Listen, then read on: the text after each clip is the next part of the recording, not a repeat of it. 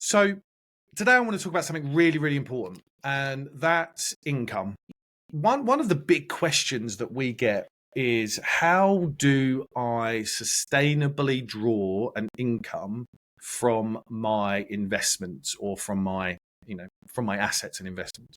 And it's quite a challenging thing to do. I'm not sure whether I really like the word sustainable. That suggests to me that it might not might not support higher spending early on.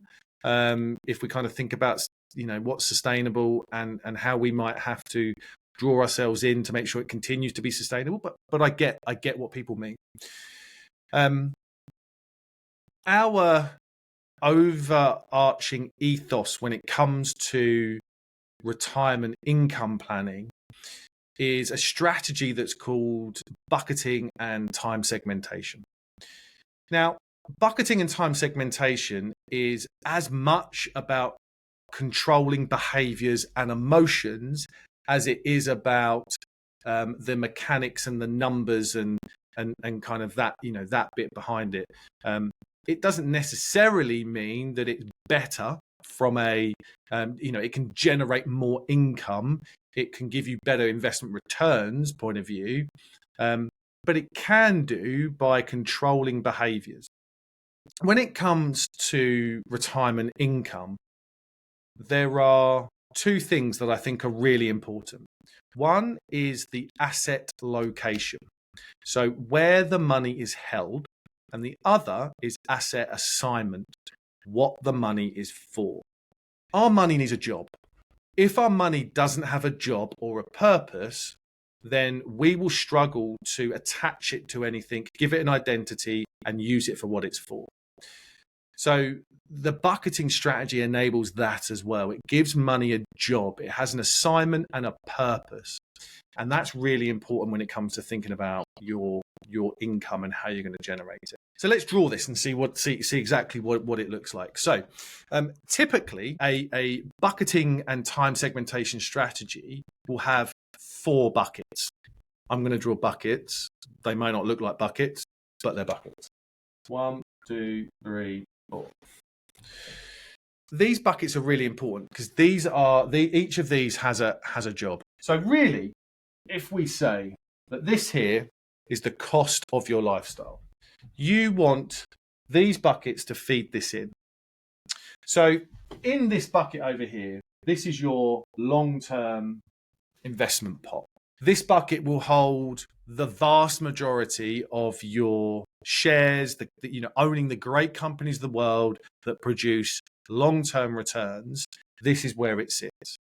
And this bucket will be used to feed an income into here. This bucket here is what we call guaranteed income. So for many of us, that would be state pensions. So that's a guaranteed income. We might have some defined benefit or final salary pensions that sit in here. We might have rental income, stuff that's kind of dropping in. So that can sit in here now and in the future. So many people retire well before state pension. Don't let anyone dictate to you, let alone the government dictate to you when you can retire. So don't wait till you're 67 to get state pension. Explore other opportunities. But now and in the future, guaranteed income sources will come in. This bucket here is what we call spend with freedom. One of the things that I think is really important when you think about planning your income is to segregate a portion of your spending plan. So your spending plan should include your basic expenditure. It should include some leisure expenditure, so like everyday leisure expenses, golf club membership, 1 or 2 holidays a year, gym memberships, variety of sport, different other clubs, etc. And so absolutely that's part of the cost of your everyday lifestyle. But we should look that, what over the next 12 months and 3 years do we want to spend money on, and stuff that's really important to us.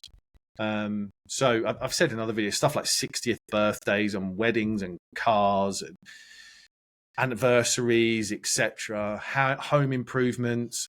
I say to people, what do you want to spend your money on that if the markets went down by 20% and you felt that was putting your long-term retirement plans in jeopardy, what would really, really, really annoy you that you couldn't spend your money, or you felt like you couldn't spend your money? That goes here.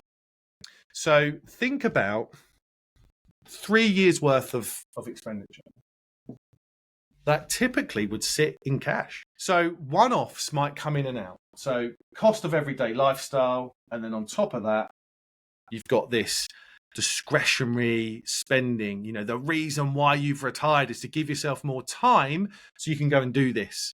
Travel to Australia, buy that new car, give the kids money for houses, you know, the bucket list trips that you've got, buy a second property, whatever. So that sits there and it will feed that. And then the last bucket is what we call sleep at night. Typically 2 years in cash. And what that funds is your ability to withstand market downturns. So when we think about this, you've got buckets and you've got time. Time is framed as forever. You want a pot of money that is invested in a way that helps protect you from rising costs and gives you the ability to retain, if not enhance, your future purchasing power. The big I word, inflation, is one of the biggest underestimated risks in retirement. You need a pot of money. You need that to be invested in a way that fits in with your attitude and your appetite for risk and the ability to behaviorally absorb short-term ups and downs and volatility in the markets. But this is where you would hold the great companies of the world that make stuff, produce stuff, and give you returns over the long term. This is kind of an anomaly when it comes to time segmentation. This is not really time. This is more about an income source as part of a bucket. And then these two are about the short term. So ultimately, scenario one, you're taking money out here. Markets drop. They hit certain levels. You feel really uncomfortable. We think that you are drawing money from a pot of money from your pensions or investments that is going down at a rate that feels uncomfortable to us. This pot, the Sleep at Night Fund, allows you to stop taking some, if not all, of money here and start drawing from here. You typically, as I said, want 2 years worth of expenditure sitting in here.